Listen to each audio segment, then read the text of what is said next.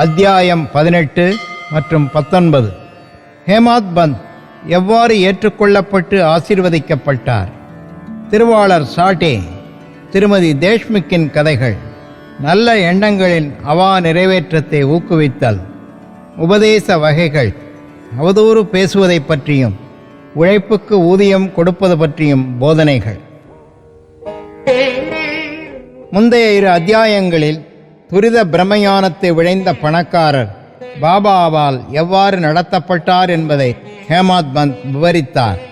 இந்த 2 அத்தியாயங்களிலும் ஹேமாத் பந்த் தாமே பாபாவால் எவ்வாறு ஏற்கப்பட்டு ஆசீர்வதிக்கப்பட்டார் எனவும், எங்கனம் நல்ல எண்ணங்களை பாபா ஊக்குவித்து அவைகளை பலனளிக்கச் செய்தார் எனவும் விவரித்து ஆத்மீக முன்னேற்றத்தை பற்றியும் அவதூறு பேசுவதை குறித்தும் உழைப்புக்குரிய ஊதியத்தை பற்றியும் உள்ள பாபாவின் போதனைகளை அளிக்கிறார். முன்னுரை. தமது அடியவர்களின் தகுதிகளை முதலில் சத்குரு கவனிக்கிறார் என்பதும், பின்னர் அவர்களின் மனதை எள்ளளவும் குழம்பச் செய்யாமல் பொருத்தமான செயல்துறை கட்டளைகளை அளித்து ஆத்மானுபூதி என்ற லட்சியத்துக்கு தொடர்ந்து அவர்களை இட்டுச் செல்கிறார் என்பதும் நன்றாக அறியப்பட்ட உண்மையாகும். இவ்வகையில் சத்குரு எவைகளை உபதேசிக்கிறாரோ அல்லது கட்டளையிடுகிறாரோ அவைகள் பலர் அறிய வெளியிடப்படக்கூடாது என்று சிலர் கூறுகின்றார்கள். அவர்களுடைய உபதேசங்கள் பிரசுரிக்கப்பட்டால் பயனற்றவையாய் விடுகின்றன என்று சிலர் நினைக்கிறார்கள். இக்கருத்து சரியானதன்று. சத்குருவானவர் ஒரு பருவமேகம் போன்றவர். தமது அமிர்தத்தினை நிகர் மொழிகளை தங்குதடையின்றி விரிவாக அனைத்து இடங்களிலும் பரவும்படி கருதறிய ஆனந்த மழை பொழிகிறார்கள். இவைகளை நாம் மகிழ்ந்து அனுபவித்து நமது உள்ளம் நிறைவேதும் வரை ஜீரணித்து கொண்டு அதன் பின் தனிப்பயன் கருதிய சேம ஒதுக்கீடு ஏதுமின்றி மற்றவர்களுக்கும் பரிமாற வேண்டும். நமது விழிப்பு நிலையில் அவர் போதிப்பவைகளுக்கு இந்த நியதி பொருந்துவதுடன் இல்லாது, கனவு நிலையில் அவர் நமக்கு அளிக்கும் காட்சிகளுக்கும் இது பொருந்துவதேயாகும். உதாரணத்துக்கு ஒரு நிகழ்ச்சியை கூறுமிடத்து, புத கௌசிக ரிஷி தாம் கனவில் கண்டதான புகழ்பெற்ற ராமரட்சா ஸ்தோத்திரத்தை பதிப்பித்தார். தனது குழந்தைகள் உடல் நலமுறுதற் பொருட்டாக கசப்பான ஆனால் ஆரோக்கியமான மருந்துகளை அவர்களின் தொண்டைக்குள் வலிந்து புகட்டும் பாசமுள்ள தாயை போன்றே சாய்பாபா தமது அடியார்களுக்கு ஆன்மீக செயல்துறை கட்டளைகளை தெரிவித்தார். அவரது முறை திரையிடப்பட்டதோ இரகசியமானதோ அல்ல, ஆனால் முற்றிலும் வெளிப்படையானவை. அவருடைய கட்டளைகளை பின்பற்றிய அடியவர்கள் தங்களின் குறிக்கோளை எய்தினார்கள். சாய்பாபாவை போன்ற சத்குருக்கள் நமது அறிவாற்றல் என்னும் கண்களை திறந்துவிட்டு ஆத்மாவின் தெய்வீக அழகுகளை நமக்கு புலப்படுத்துகிறார்கள். இது செய்யப்படும் போது புலன் உணர்வு பொருள்களில் நமக்குள்ள ஆசை மறைந்து விடுகிறது. விவேகம், பகுத்துணர்தல், வைராக்கியம், பற்றறுத்தல் என்னும் இரட்டை கனிகள் நமது கைகளுக்கு கிட்டுகின்றன. ஞானம் என்பது தூக்கத்தில் கூட துளிர் விடுகிறது. முனிவர்களின் சத்குருக்களின் தொடர்பை பெறும்போதும், அவர்களுக்கு சேவை செய்யும் போதும், அவர்களின் அன்பை பெறும்போதும் இவைகள் அனைத்தையும் நாம் எய்துகிறோம். தமது அடியவர்களின் அவாக்களை பூர்த்தி செய்யும் ஆண்டவன் நமது உதவிக்கு வருகிறார். நமது தொல்லைகளையும் கஷ்டங்களையும் நீக்கி நம்மை மகிழ்வெய்தச் செய்கிறார்.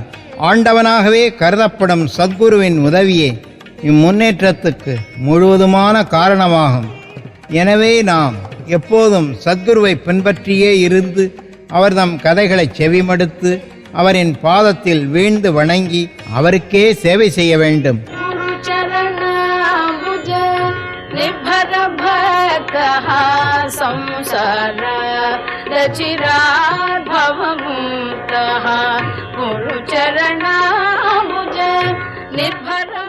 இப்போது பிரதானமான கதைக்கு வருவோம்.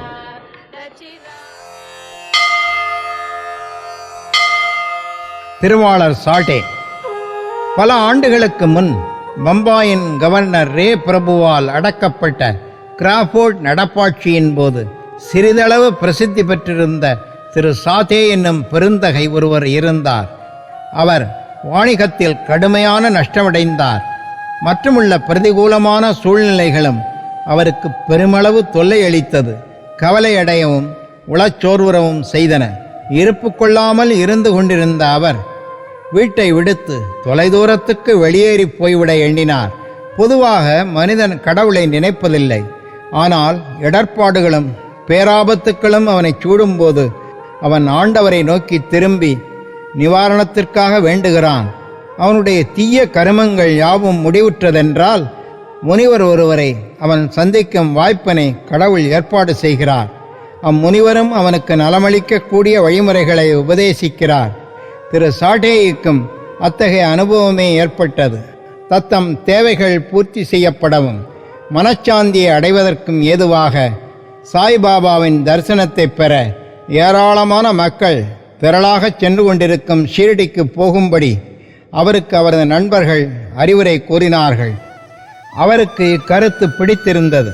உடனே ஷீரடிக்கு 1917 வந்தார். பரபிரம்மமாகவும் சுயஞ்சோதியாகவும் களங்கமற்றதாகவும் தூயதாகவும் உள்ள சாய்பாபாவின் ரூபத்தை கண்ணுற்று அவர் மனம் பதைபதைப்பை விடுத்து சாந்தமுற்றது. தமது முற்பிறவைகளில் ஏற்பட்ட நல்வினைகளின் குவியலே தம்மை பாபாவின் புனித திருவடிகளுக்கு கொணர்ந்தது என அவர் நினைத்தார். அவர் உறுதியான மனத்திற்பம் வாய்க்கப்பெற்ற மனிதர். உடனேயே அவர் குரு சரித்திரத்தை பாராயணம் செய்யத் தொடங்கினார்.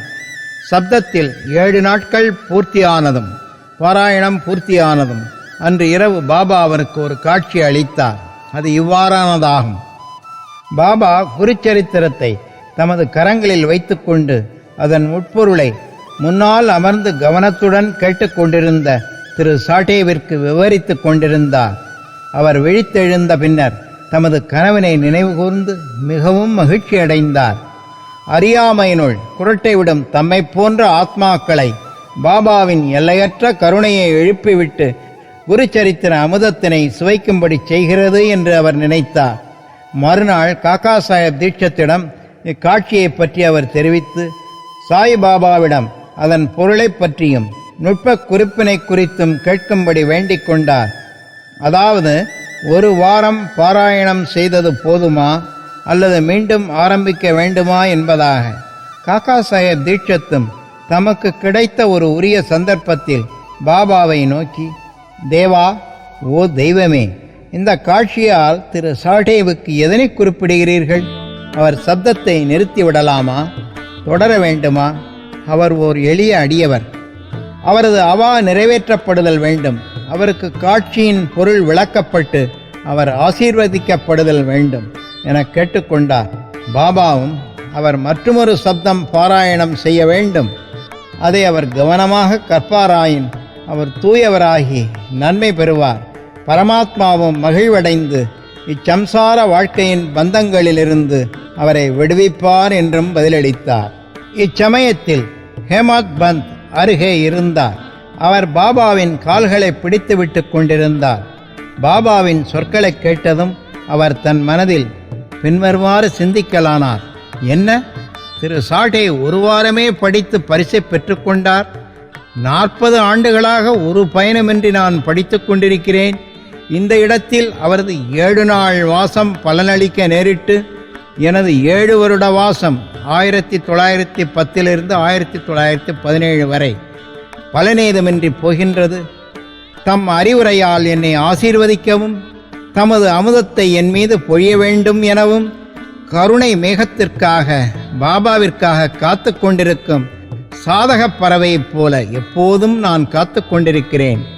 இந்த எண்ணம் அவர் மனதில் குறுக்கிட்ட அத்தருணமே பாபா அதனை அறிந்து கொண்டார்.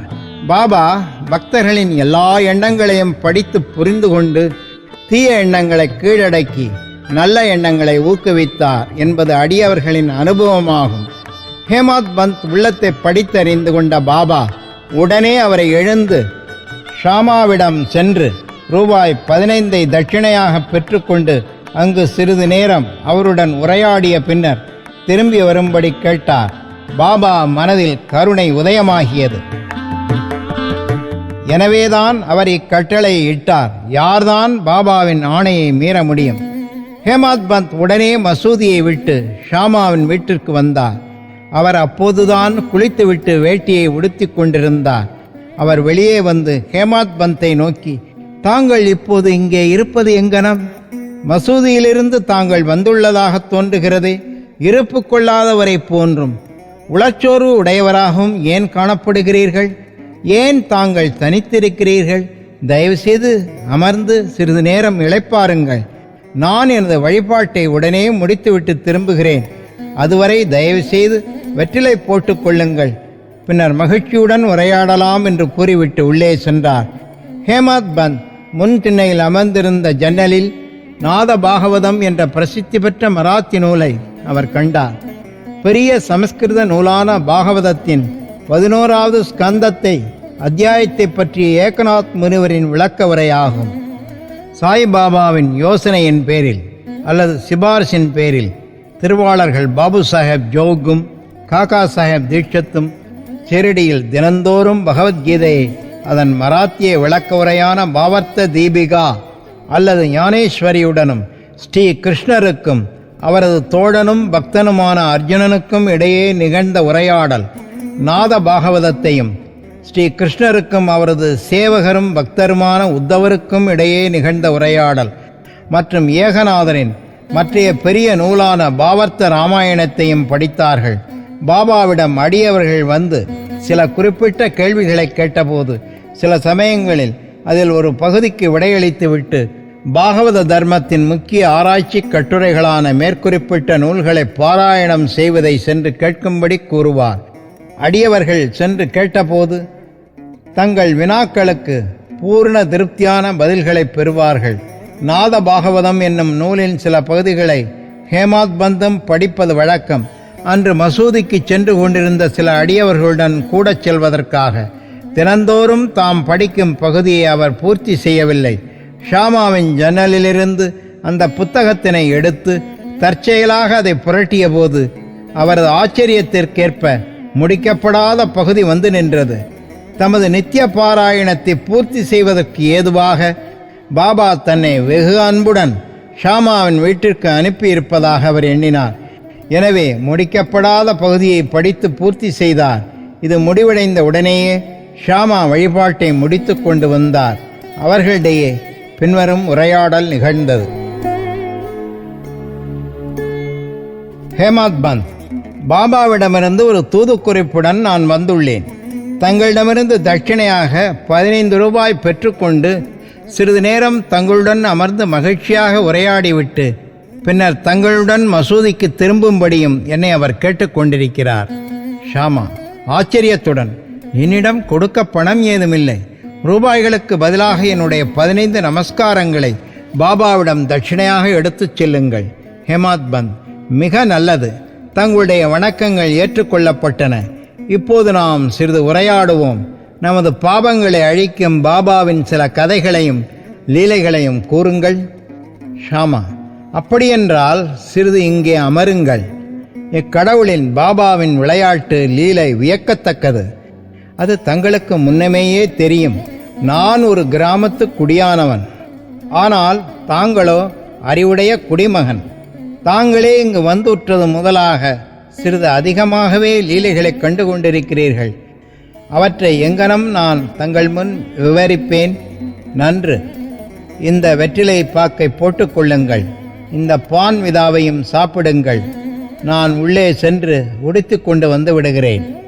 சில நிமிடங்களில் ஷாமா வெளியே வந்து ஹேமத் பந்துடன் பேசத் தொடங்கினார். அவர் சொன்னார், இந்த ஆண்டவனின் பாபாவின் லீலைகள் அறிந்து கொள்ள இயலாதவை. அவர்தம் லீலைகளுக்கு முடிவே இல்லை. யாரே அவற்றை அடையாளம் கண்டுகொள்ள இயலும். தமது லீலைகளினால் அவர் விளையாடுகிறார் என்றாலும் அவைகளுக்கு புறம்பாகவே, அதனால் பாதிக்கப்படாதவராகவே இருக்கிறார். நாகரிகமற்றவர்களாகிய நமக்கு என்னதான் தெரியும்? பாபா தாமே ஏன் கதைகள் சொல்வதில்லை? தங்களைப் போன்ற கற்றறிந்தோரை என் போன்ற அறிவிலிகளிடம் ஏன் அவர் அனுப்புகிறார்? அவர்தம் வழிகள் கருதுதற்கு இயலாதவை. அவைகள் மனிதத்தன்மை வாய்ந்தவை அல்ல என்று மட்டுமே என்னால் கூற இயலும். இந்த வன்முறையுடன் ஷாமா தொடர்ந்தார். இப்போது எனது நினைவில் இருக்கும் ஒரு கதையை பற்றி தங்களுக்கு விவரிக்கிறேன். அதை நான் நேரிடையாகவே அறிவேன். ஒரு பக்தன் எவ்வளவு தூரம் நெஞ்சுரம் கொண்டவனாகவும் தீர்மானம் உள்ளவனாகவும் இருக்கிறானோ அங்கனமே பாபாவின் உடனடியான பிரதிச்செயலும் இருக்கிறது. சில சமயங்களில் பாபா தமது பக்தர்களை தீவிரமான சோதனைக்கு உட்படுத்தி பின்னர் அவர்களுக்கு உபதேசம் செயல்துறை கட்டளைகளை அளிக்கிறார். உபதேசம் என்ற வார்த்தையை கேட்ட உடனேயே ஹேமாத் பந்திற்கு தனது மனதில் ஏதோ ஒரு மின்னலை போன்ற ஒளி பாய்ந்தது போன்றிருந்தது. அவர் உடனே திரு சாட்டேயின் குருச்சரித்திர பாராயண கதையை நினைவு கூர்ந்து தமது பதைபதைப்பான மனதிற்கு அமைதி அளிக்கவே நிச்சயமாக பாபா தம்மை ஷாமாவிடம் அனுப்பியிருக்க வேண்டும் என்று எண்ணினார். என்றாலும் இந்த உணர்வை அடக்கி கட்டுப்படுத்தி கொண்டு ஷாமாவின் கதைகளை கேட்கத் தொடங்கினார். அவை அனைத்தும் பாபா தமது பக்தர்களிடம் எவ்வளவு அன்புடனும் பாசமுடனும் இருக்கிறார் என்பதை தெரிவிக்கின்றன. இவைகளையெல்லாம் கேட்ட ஹேமத் பந்த் ஒருவித மகிழ்ச்சியை எய்தலானார். பிறகு பின்வரும் கதையை ஷாமா கூறத் தொடங்கினார். திருமதி ராதாபாய் தேஷ்முக். ராதாபாய் என்ற பெயருடைய கிழவி ஒருத்தி இருந்தாள். அவள் காஷாபாய் தேஷ்முக் என்பாரின் தாயாராவாள். பாபாவின் புகழை கேள்விப்பட்டு சங்கம்நேர் நகர மக்களுடன் அவள் ஷீரடிக்கு வந்தாள். பாபாவின் தரிசனத்தை பெற்று மிகவும் திருப்தி அடைந்தாள். பாபாவை மிகவும் உள்ளார்ந்த அன்புடன் அவள் நேசித்தாள். தான் பாபாவை குருவாக ஏற்றுக்கொண்டு அவரிடமிருந்து ஏதேனும் உபதேசம் பெற வேண்டும் என்று தீர்மானித்தாள். அதை தவிர அவளுக்கு வேறு ஒன்றும் தெரியாது. பாபா அவளை ஏற்றுக்கொண்டு மந்திரம் உபதேசம் அளிக்காத வரையில் தான் சாகும் வரை உண்ணாவிரதம் இருக்கப் போவதாக கருத்துறுதி பூண்டாள். தனது இருப்பிடத்தில் தங்கி 3 நாட்களாக உணவையும் நீரையும் விட்டொழித்தாள். கிழவியின் இந்த மிக கடுமையான பரீட்சையைக் கண்டு நான் திகிலடைந்தேன். அவள் சார்பில் பாபாவிடம் இடையிட்டு பரிந்து பேசினேன். நான் கூறினேன், தேவா, தாங்கள் இவ்வாறாக தொடங்கியிருப்பது என்ன? தாங்கள் ஏராளமானவர்களை இவ்விடம் ஈர்த்து இழுக்கிறீர்கள். தங்களுக்கு அந்த கிழவியை தெரியும். அவள் மிகவும் பிடிவாதம் உடையவளாகவும் தங்களையே முழுவதுமாகச் சார்ந்தும் இருக்கிறாள். தாங்கள் அவளை ஏற்றுக்கொண்டு உபதேசம் தந்தாலொழிய சாகும் வரை உண்ணாவிரதம் இருப்பதாக தீர்மானித்திருக்கிறாள். ஏதாவது மோசமாக நிகழ்ந்துவிட்டால் மக்கள் தங்கள் மீது பழி சுமத்துவார்கள். பாபா அவளுக்கு உபதேசிக்கவில்லை, அதன் விளைவாக அவள் மரணமடைந்தாள் என்று கூறுவார்கள். எனவே அவள் மீது கருணை கூர்ந்து அவளை ஆசீர்வதியுங்கள், அவளுக்கு அறிவுறுத்துங்கள். அவளது தீர்மான உறுதியைக் கண்டு பாபா அவளை கூப்பிட்டு அனுப்பினார். பின்வருமாறு அவளிடம் உரையாற்றி அவளது மனப்போக்கை மாற்றினார்.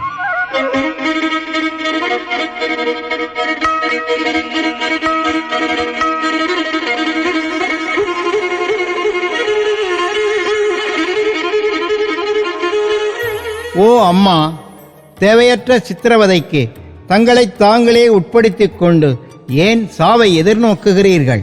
தாங்கள் உண்மையிலேயே எனது தாய், நான் தங்களது குழந்தை. என்மேல் இரக்கம் கொண்டு என்னை முழுமையாக கேட்பீர்களாக. நான் எனது சொந்த கதையே சொல்கிறேன். அதை கவனமாக கேட்பீர்களானால் தங்களுக்கு அதனால் நன்மை விளையும். எனக்கு ஒரு குரு இருந்தார். அவர் ஒரு மிக பெரும் முனிவர், மிக அதிகமான கருணையுள்ளவர். நான் அவருக்கு நெடுங்காலம் சேவை செய்தேன், பன்னெடுங்காலம். எனினும் அவர் என் காதுகளில் எவ்வித மந்திரத்தையும் ஓதவில்லை. அவரை ஒருபோதும் விட்டு பிரியாமல் இருக்கவும், அவருடனேயே தங்கியிருந்து அவருக்கு சேவை செய்யவும் எப்பாடுகள் பட்டாவது அவரிடமிருந்து சிறிது உபதேசங்கள் பெற வேண்டுமென்றும் எனக்கு கூறிய ஆர்வம் இருந்தது. ஆனால் அவருக்கு தமக்கே உரிய வழிமுறை இருந்தது. அவர் என் தலையை மொட்டையடிக்கச் செய்து 2 பைசாக்களை தட்சிணையாக கேட்டார். நான் அவைகளை உடனே அளித்தேன். எனது குரு முழு நிறைவானவராக இருப்பதால் அவர் ஏன் பணத்தை கேட்க வேண்டும்? அப்படியாயின் அவரை எங்கனம் பற்றற்றவர் என்று கூற இயலும் என்று தாங்கள் கேட்பீர்கள் என்றால், காசுகளை அவர் லட்சியம் செய்யவில்லை என்று நான் ஒளிவு மறைவின்றி பதில் கூறுவேன். அவைகளைக் கொண்டு அவருக்கு ஆக வேண்டியது என்ன? அவர்தம் 2 பைசாக்களாவன. ஒன்று நிஷ்டா என்னும் உறுதியான நம்பிக்கை, 2 சபூரி என்னும் பொறுமை அல்லது விடாமுயற்சி. இவை 2 பைசாக்களை அல்லது பொருள்களை நான் அவருக்கு அளித்தேன். அவரும் மனம் மகிழ்ந்தார். எனது குருவிடம் தஞ்சமாக நான் 12 ஆண்டுகள் இருந்தேன். அவர் என்னை வளர்த்தார். உணவுக்கும் உடைக்கும் பஞ்சமில்லை. அவர் முழுமையும் அன்புடையவராக இருந்தார். ஆம், அவர் அன்பின் அவதாரமே ஆவார். எங்கனம் அதை நான் விவரிக்க இயலும்? அவர் என்னை மிக மிக அதிகமாக விரும்பினார். அவரை போன்ற குரு அபூர்வம். நான் அவரை நோக்கும்போது அவர் ஆழ்ந்த தியானத்தில் இருப்பதாக காணப்பட்டார். பின்னர் நாங்கள் இருவரும் பேரின்பத்தில் நிரம்பி விடுவோம். இரவும் பகலும் நான் பசிதாகத்தை மறந்து அவரையே ஆழ்ந்து நோக்கிக் கொண்டிருப்பேன். அவரின்றி நான் இருப்பு கொள்ளாதவன் ஆனேன். எனக்கு எனது தியானத்திற்கு அவரை தவிர வேறு எவ்வித பொருளுமில்லை. அன்றி அவருக்கு பணிவிடை செய்வதைத் தவிர எனக்கு வேறு எந்த வேலையும் இல்லை. அவரே எனது ஒரே அடைக்கலம். எனது மனம் எப்போதும் அவர் மீதே உறுதிப்படுத்தப்பட்டிருந்தது. இதுவே ஒரு பைசா தட்சிணையாகும். சபூரி, பொறுமை அல்லது விடாமுயற்சி என்பது மற்றொரு பைசாவாகும். குருவிடம் நான் பொறுமையுடனும் மிக நீண்ட காலம் வரையிலும் அவருக்கு சேவை செய்தேன். இந்த சபூரியானது உங்களை இவ்வுலக வாழ்க்கை என்னும் பெருங்கடலை கடப்பதற்குரிய தோணியில் ஏற்றி அக்கறை சேர்ப்பிக்கும். மனிதனிடத்தில் உள்ள ஆண்மையே சபூரி. அது பாவங்களையும் வேதனைகளையும் நீக்குகிறது. பல்வேறு வகைகளில் பேராபத்துக்களை விலக்குகிறது. எல்லா அச்சங்களையும் அப்பால் அகற்றுகிறது. கடைமுடிவாக உங்களுக்கு வெற்றி அளிக்கிறது. சபூரி நற்பண்புகளின் சுரங்கம், நல்லெண்ணங்களின் கூட்டாளி. நிஷ்டா, நம்பிக்கையும் சபூரி பொறுமையும் ஒருவரை ஒருவர் மிக நெருக்கமாக நேசிக்கும் இரட்டை சகோதரிகளை நிகர்த்தவை. என்னுடைய குரு ஒருபோதும் வேறெதையும் என்னிடமிருந்து எதிர்பார்த்ததில்லை. அவர் என்னை ஒருபோதும் புறக்கணித்ததும் இல்லை. எப்போதும் என்னை பாதுகாத்தார். நான் அவருடன் தங்கி வாழ்ந்தேன். சில சமயம் அவரை விட்டு பிரிந்து வாழ்ந்தேன். எனினும் நான் ஒருபோதும் அவர்தம் அன்புடைமைக்கு தேவையையோ அன்பின்மையையோ கண்டதில்லை. தாய் ஆமையானது தனது இளங்குட்டிகள் தன் அருகில் இருப்பினும், தன்னை விட்டு நீங்கி ஆற்றின் அக்கறையில் இருப்பினும் தனது அன்பு பார்வையால் பேணி வளர்க்கும். அதே விதமாக அவர் தம்முடைய கண்ணோட்டத்தினாலேயே எப்போதும் என்னை பாதுகாத்தார். ஓ அன்னையே, எனது குரு எனக்கு எவ்வித மந்திரத்தையும் போதிக்கவில்லை. பின்னர் நான் எங்கனம் தங்களது காதுகளில் மந்திரத்தை ஓத முடியும்? குருவின் ஆமையினதை நிகர்த்த அன்பு கண்ணோட்டம் ஒன்றே நமக்கு மகிழ்ச்சியை நல்குகிறது. எவரிடமிருந்தும் மந்திரமோ உபதேசமோ பெற முயலாதீர்கள். என்னையே உங்களது எண்ணங்கள், செயல்கள் இவற்றின் ஒரே குறிக்கோளாக அமைத்துக் கொள்ளுங்கள். சந்தேகம் ஏதுமின்றி நீங்கள் நிச்சயம் பாரமார்த்திகம் வாழ்வின் ஆன்மீக குறிக்கோளை எய்துவீர்கள். என்னை உங்களது முழு இருதயத்தோடு நோக்குங்கள். பதிலாக நானும் அங்கனமே தங்களை நோக்குவேன். இம்மசூதியில் அமர்ந்து கொண்டு நான் உண்மையையே பேசுகிறேன். உண்மையைத் தவிர வேறு எதுவும் பேசவில்லை. சாதனைகள் ஏதும், 6 சாஸ்திரங்களில் கைதேர்ந்த அறிவு ஏதும் தேவையில்லை. உங்களது குருவினிடத்திலே நம்பிக்கையும் பற்றுறுதியும் கொள்ளுங்கள். குருவே தனி ஒருவரான நடத்துனர், இயக்குனர் என நம்புங்கள். தனது குருவின் பெருமையை அறிபவன், அவரையே ஹரிஹர பிரம்மென்ற திரிமூர்த்தி அவதாரமென்று கருதுபவன் ஆசீர்வதிக்கப்பட்டவன். இவ்வாறாக அறிவுறுத்தப்பட்டு கிழவி உடன்பட்டாள். அவள் பாபாவை வணங்கி உண்ணாவிரதத்தை கைவிட்டாள். இக்கதையை கவனத்துடனும் கருத்துடனும் கேட்டுக்கொண்டிருந்த ஹேமாத் பந்த் அதன் குறிப்பு நுட்பத்தையும் பொருத்தத்தையும் குறித்து பெருமளவு ஆச்சரியத்தில் மூழ்கினார். பாபாவின் இந்த அதிசய லீலையைக் கண்டு உச்சி முதல் உள்ளங்கால் வரை அவர் உருகினார். அவர் மகிழ்ச்சி பெருக்கால் பொங்கி வழியலானார். அவர்தம் தொண்டை அடைத்தது. ஒரு வார்த்தை கூட அவரால் பேச முடியவில்லை. ஷாமா அவரை இந்த நிலையில் நோக்கி, தங்களுக்கு என்ன நேர்ந்தது? ஏன் மௌனமாகிவிட்டீர்கள்? பாபாவின் கணக்கற்ற லீலைகள் இன்னும் எவ்வளவை நான் விவரிக்க வேண்டும் என்று கேட்டார். இது தருணம். மத்தியான வழிபாடும் ஆரத்தி சடங்கும் மசூதியில் ஆரம்பமாகிவிட்டன என்பதை அறிவிக்கும் வகையில் மசூதியில் இருக்கும் மணி அடிக்கத் தொடங்கியது.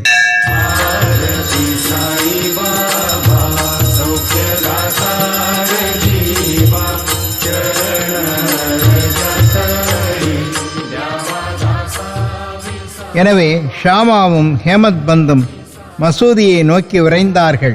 பாபு சாஹேப் ஜோக் அப்போதுதான் வழிபாட்டை துவக்கியிருந்தார். பெண்கள் மசூதியின் உள்ளே மேல்தளத்திலும் ஆண்கள் கீழே உள்ள திறந்த வெளி தாழ்வாரத்திலும் நின்று கொண்டு ஆரத்தியை கோஷத்துடன் எல்லோரும் பலமாக மேளங்கள் முழங்க பாடிக்கொண்டிருந்தார்கள். ஷாமா தன் கூடவே ஹேமத் பந்தையும் இழுத்து கொண்டு மேலே சென்றார். பாபாவுக்கு வலதுபுறம் அவரும் ஹேமத் பந்த் முன்னாலும் அமர்ந்தார்கள். அவர்களை கண்டு ஷாமாவிடமிருந்து கொண்டு வந்த தட்சிணையை கொடுக்கும்படி ஹேமத் பந்திடம் கேட்டார்.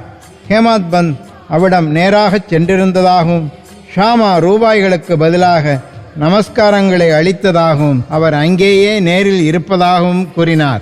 பாபா அதற்கு, நன்று, தாங்கள் இருவரும் சம்பாஷித்தீர்களா? அப்படியென்றால் நீங்கள் பேசியவைகள் அனைத்தையும் குறித்து எனக்கு சொல்லுங்கள் என்றார். மணியோசை, மேளம், கோஷ்டி கானம் இவற்றை பொருட்படுத்தாது ஹேமத் பந்த் அவர்கள் பேசியதை கூற ஆவலாக இருந்தார். அதை எடுத்துரைக்கவும் ஆரம்பித்தார். பாபாவும் அதை கேட்பதற்கு ஆவலாக இருந்தார். எனவே அவர் தமது திண்டை விட்டு நீங்கி முன்னால் சாய்ந்து கொண்டார். தாம் உரையாடியவைகள் எல்லாம் மிகவும் மகிழ்வளிக்கின்றவை. சிறப்பாக கிழவியின் கதை மிக மிக அற்புதமானது என்றும் அதை செவிமடுத்ததன் பொருட்டு அவர் பாபாவின் லீலை விவரிக்க இயலாது என்றும், கதை என்ற புறத்தோற்றத்தில் பாபா தம்மையே உண்மையில் ஆசீர்வதித்திருப்பதாக தாம் நினைப்பதாக கூறினார். பின்னர் பாபா, கதை அற்புதமானது, எங்கனம் நீங்கள் ஆசீர்வதிக்கப்பட்டீர்கள்? நான் உங்களிடமிருந்து எல்லாவற்றையும் விளக்கமாக அறிந்து கொள்ள விரும்புகிறேன். எனவே அவை அனைத்தையும் குறித்து எனக்கு இப்போது சொல்லுங்கள் என்றார். ஹேமத் பந்த் தான் சற்று முன்னர் கேட்ட தனது உள்ளத்தில் நிலையான முத்திரையை ஏற்படுத்திய கதையை முழுக்க விவரித்தார். இதை கேட்டு பாபா மிகவும் மகிழ்ச்சியுற்றார். மேலும் அவரை நோக்கி, இக்கதை உமது உள்ளத்தில் பதிவுற்றதா? அதன் குறிப்பு நுட்பத்தை பிடித்து கொண்டீரா என்றார். அவர், ஆம் பாபா, எனது மனதின் பதைபதைப்பும் மறைந்து ஒழிந்தது. எனக்கு உண்மையான சாந்தியும் அமைதியும் கிடைத்தன. நான் உண்மையான வழியை அறியப்பெற்றேன் என்றார். பாபா பின்வருமாறு உரைத்தார். எனது நிகழ்முறை மிகவும் தனித்தன்மை வாய்ந்தது. இக்கதையை நன்றாக ஞாபகப்படுத்திக் கொள்ளுங்கள். அது மிகவும் பயனுள்ளதாக இருக்கும். ஆத்மாவின் ஞானத்தை, அனுபூதியை அடைவதற்கு தியானம் இன்றியமையாதது. அதை இடையறாது பயிற்சித்தீர்களானால் விருத்திகள், எண்ணங்கள் அமைதிப்படுத்தப்படும். ஆசைகள் அற்ற நிலையில் இருந்து கொண்டு நீங்கள் அனைத்து உயிர்களிலும் இருக்கின்ற ஆண்டவன் மேல் தியானம் செய்யுங்கள். மனது ஒருமுகப்படுத்தப்பட்ட பின்பு நமது குறிக்கோள் எய்தப்பட்டுவிடும். ஞானமெனும் பண்பே திருவுரு கொண்டது எனவும் மற்றும் உணர்வு திரளும் பேரானந்தமுமாகிய எனது உருவமற்ற இயல்பை எப்போதும் தியானம் செய்யுங்கள். இதை செய்ய தங்களால் இயலாவிட்டால் இங்கே இரவும் பகலும் காண்பதைப் போன்று உச்சி முதல் உள்ளங்கால் வரையுள்ள எனது ரூபத்தை தியானம் செய்யுங்கள். இதை தாங்கள் செய்து கொண்டே போகும்போது தங்களின் எண்ணங்கள் ஒரே இலக்கில் குவிக்கப்படும். தியானம் செய்பவர், தியானம், தியானிக்கப்படும் பொருள் இவைகளிலுள்ள வேறுபாடு மறைந்துவிடும். தியானம் புரிபவர் உச்ச உணர்ச்சி திரளுடன் ஒன்றி பிரம்மத்துடன் கலந்து ஐக்கியமாய்விடுவார். தாய் ஆமை நதியின் ஒரு கரையிலும் அதன் குட்டிகள் மறுகரையிலும் இருக்கின்றன. அவைகளுக்கு அது பாலோ உஷ்ணமோ அளிப்பதில்லை. அதனுடைய கண்ணோட்டம் ஒன்றே அவைகளை போஷிக்கிறது. குட்டிகள் தமது தாயாரை ஞாபகத்தில் கொள்ளுதலை தியானிப்பதைத் தவிர வேறு ஒன்றும் செய்வதில்லை. தாய் ஆமைகளின் கண்ணோட்டம் குட்டிகளுக்கு காலூன்றி பெய்யும் அமுத மழையாகவும் ஊட்டப்பண்பிற்கும் மகிழ்ச்சிக்கும் உள்ள ஒரே தோற்றுவாயாகவும் இருக்கிறது. குருவுக்கும் சீடர்களுக்கும் இடையிலுள்ள உறவும் அத்தகையதே ஆகும்.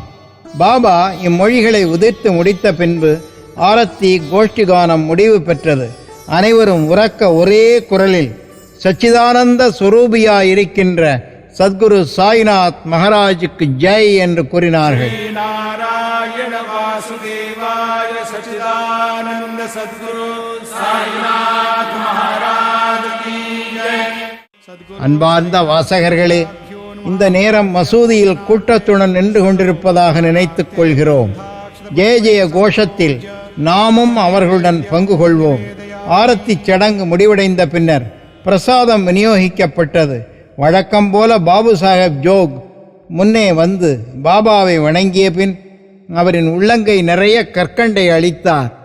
பாபா அவை முழுவதையும் ஹேமாத் பந்தின் கைகளில் திணித்து அவரிடம் இக்கதையை உள்ளத்தில் இருத்தி நன்றாக நினைவில் வைத்துக் கொள்வீர்களேயானால் தங்களது நிலையும் கற்கண்டைப் போலவே சுவை உள்ளதாகும்.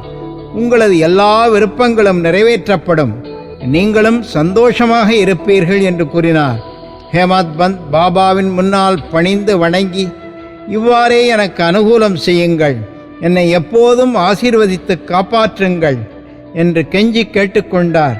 பாபா அதற்கு இக்கதையை கேட்டு அதனை குறித்து தியானித்து அதன் மெய்க்கருத்தை ஜீரணித்துக் கொள்ளுங்கள்.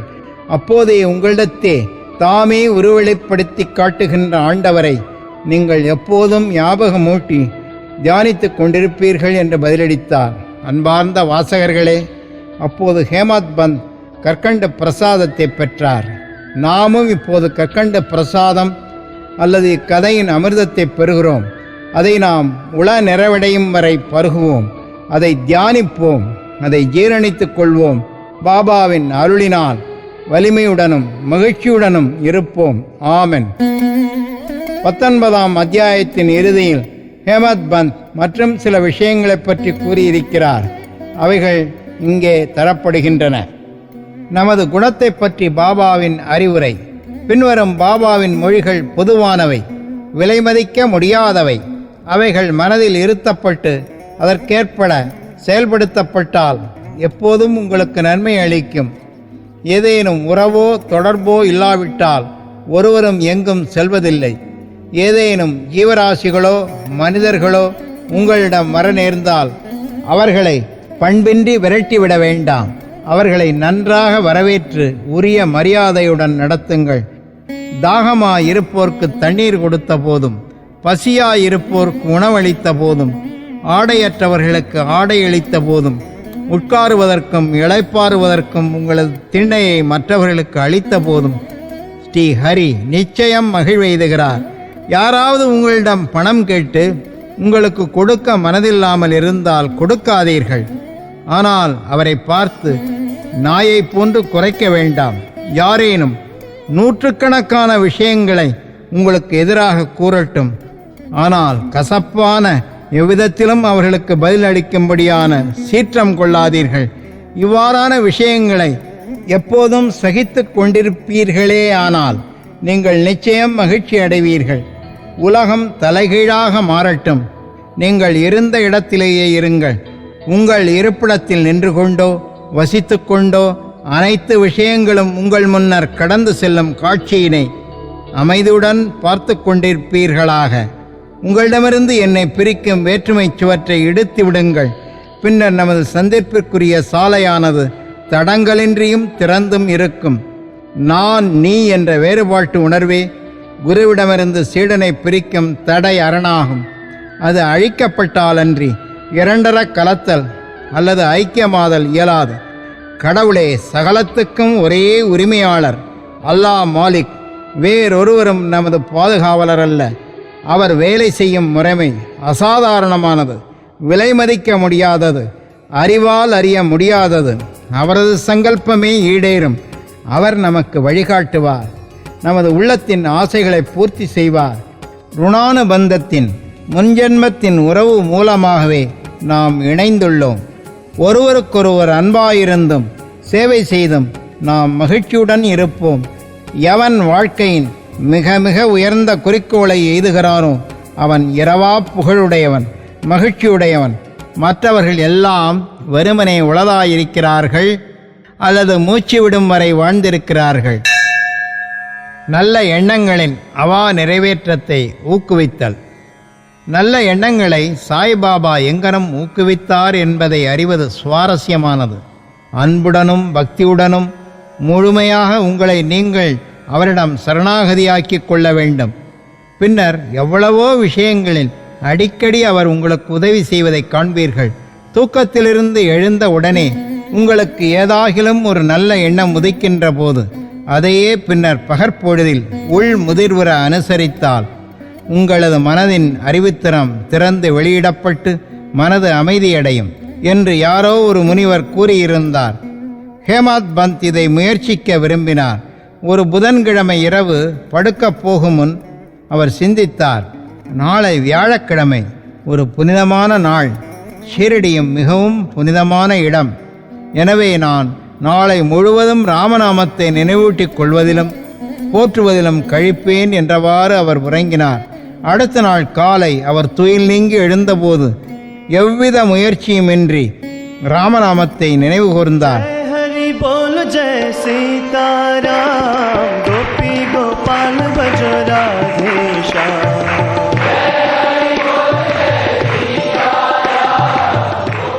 தமது காலை கடமைகளை அவர் முடித்து கொண்ட பின் மலர்களுடன் பாபாவை காணச் சென்றார்.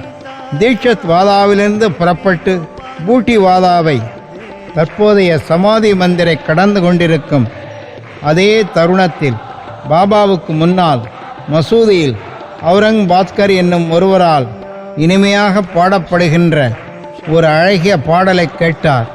அது ஏகநாதரின் குரு கிருபாஞ்சன் பாயோ மேரி பாயி என்ற பாடல்.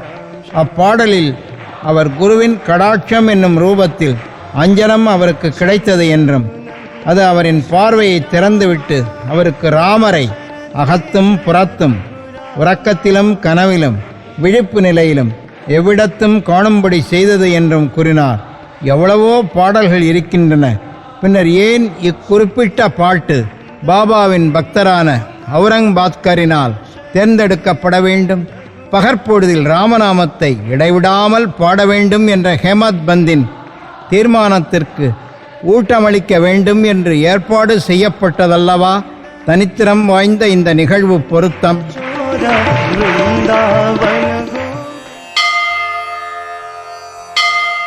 உபதேசங்களின் வகைகள். அவதூறு பேசுபவர், புறங்கூறுவோர் கண்டிக்கப்படுதல். அறிவுரை வழங்குவதற்கு சாய்பாபாவுக்கு எத்தகைய சிறப்பான இடமோ குறிப்பிட்ட நேரமோ தேவையிருக்கவில்லை. சந்தர்ப்பம் நேரிட்ட போதெல்லாம் தாராளமாக அவற்றை அவர் வழங்கினார். ஒருமுறை பாபாவின் பக்தன் ஒருவன் வேறொருவனை அவர் அறியாதபடி மற்ற ஜனங்களின் முன்னிலையில் திட்டினான். தனது சகோதரரின் நன்மைகளையெல்லாம் புறத்து ஒதுக்கி அவரின் குறைபாடுகளை குறித்து கேட்போர்கள் அருவருப்படையும்படியாக கருத்தூன்றி விரித்து பேசலுற்றான். அவசியமின்றி மற்றவர்களை புறங்கூறுவது மக்களுக்குரிய ஒரு மனப்பாங்காக இருப்பதை பொதுவாக நாம் காண்கிறோம். முனிவர்கள் இந்த புறங்கூறுதலை வேறொரு குணத்திலிருந்து நோக்குகிறார்கள். அழுக்கை நீக்குவதற்கு பல வழிகள் இருக்கின்றன, மண், நீர், சோப்பு முதலானவை. ஆனால் புறங்கூறுபவனுக்கோ அவனுக்கே உரித்தான வழி இருக்கிறது. அவன் மற்றவர்களது அழுக்கை, குறைபாடுகளை தனது நாவினால் அகற்றி நீக்குகிறான். ஒரு வகையில் அவன் தான் திட்டப்படுகின்றவனுக்கே உதவுகிறான். இதற்காக அவனுக்கு நன்றி செலுத்த வேண்டும். புறங்கூறுபவனை திருத்துவதற்கு சாய்பாபாவுக்கு அவருக்கே உரியதான வழி இருக்கிறது. அவர் தமது நிறை பேரறிவினால் அப்புறம் கூறுவோன் செயலை அறிந்திருந்தார்.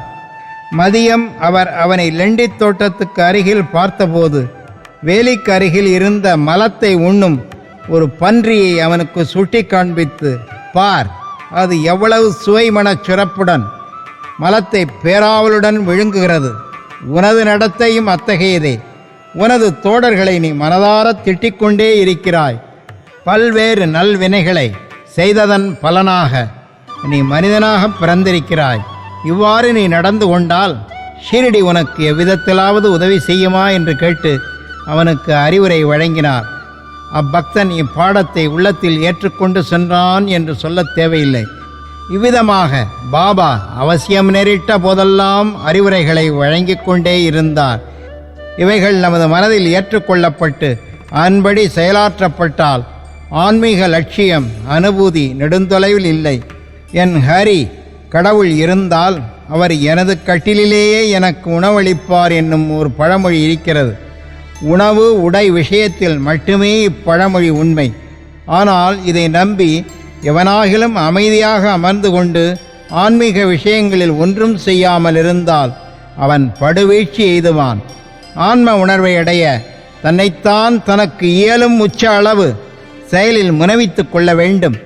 எவ்வளவு அதிகம் அவன் பெருமுயற்சி செய்கிறானோ அவ்வளவு அதிகம் அவனுக்கு நல்லது.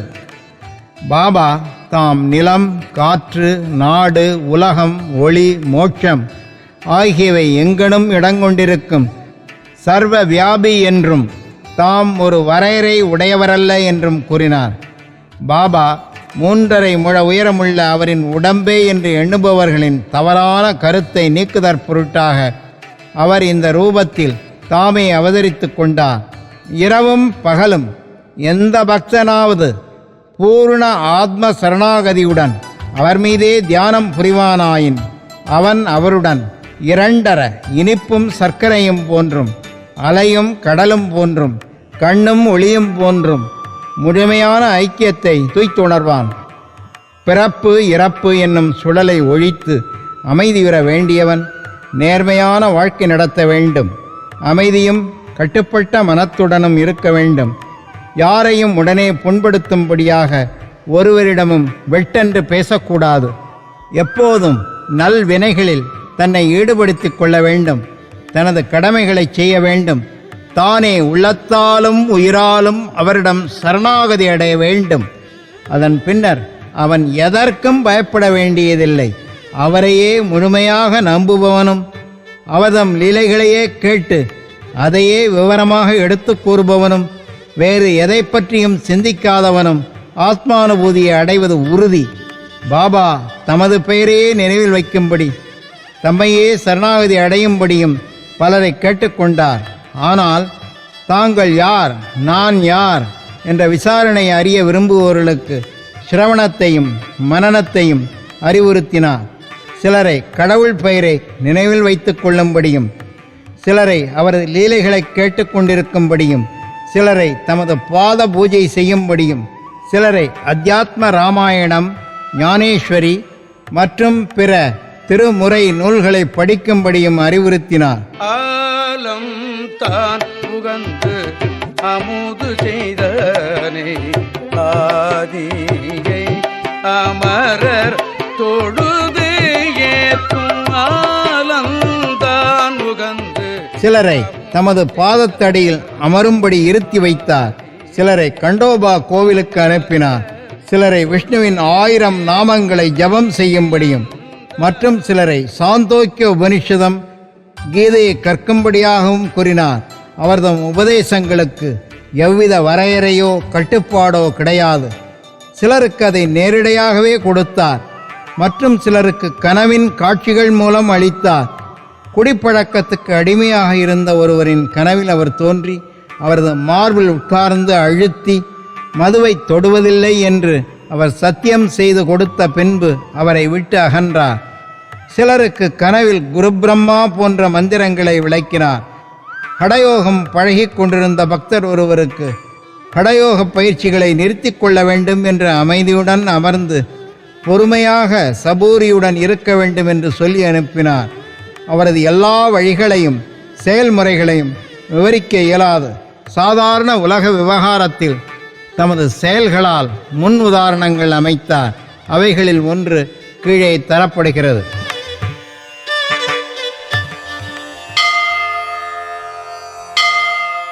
உழைப்புக்கு கூலி.